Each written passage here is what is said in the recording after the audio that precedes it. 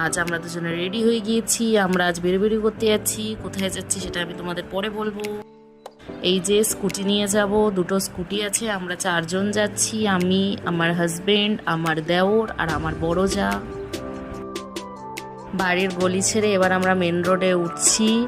এই যে মেন রোডে উঠে গিয়েছি। আমার হাজব্যান্ডের সাথে আমার বড় যাকে বসিয়েছি, যেহেতু আমি নতুন স্কুটি চালানো শিখেছি, তো আমার খুব ইচ্ছা ছিল আজ আমি একাই স্কুটি চালিয়ে যাব। ওই জন্য বড় যাকে আমি আজকে আমার হাজব্যান্ডের পিছনে বসিয়েছি, আর আমার সাথে আমার দেওর আছে। তো সবাই দেখতে থাকো তোমরা। খুবই সুন্দর রাস্তাগুলো, এই রাস্তায় লং ড্রাইভে যেতে তো খুবই ভালো লাগবে। তো ওই জন্য আমি স্কুটিটা হাতে নিয়ে লং ড্রাইভে বেরিয়ে পড়েছি।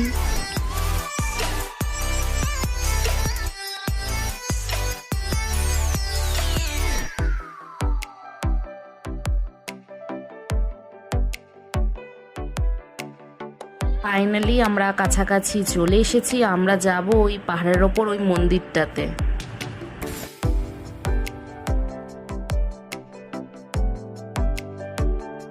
একদম ক্লোজ চলে এসেছি, দেখতেই পাচ্ছ। রাস্তায় উঠো দেখে নিলাম,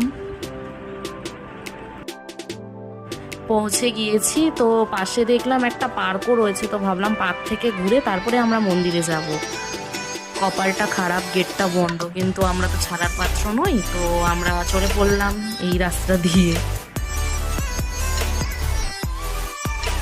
পার্কটার ভেতরটা খুবই সুন্দর ছিল, কিন্তু চড়ার থেকে বেশি জিম করার জিনিসপত্র এখানে বেশি। যারা জিম করতে যায় তারা এই পার্কে আসতে পারে, বাট ফটোশ্যুট করার জন্য লোকেশনটা খুব ভালো ছিল। আমরা পুরোটা ঘুরতে পারিনি, যেহেতু রাত হয়ে যাচ্ছিলো, মন্দিরে যেতে হবে, ওই জন্য আমরা পুরোটা ঘুরতে পারিনি। আর যাবো আমরা মন্দিরে, নিচ থেকে উপর অবধি পুরোটাই আমাদের হেঁটে যেতে হবে। তো প্রথম আমার হাঁটতে খুবই ভালো লাগছিল। থক গয়ে বহুত উপরে।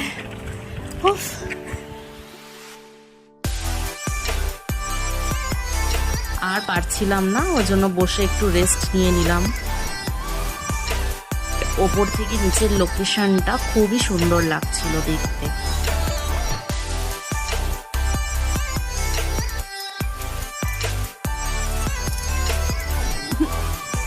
ये हालत है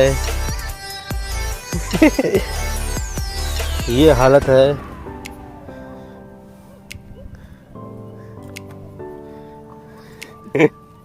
और आओगी? आऊंगी। अभी 2-3 और जाने दो मुझे, घर जाना है।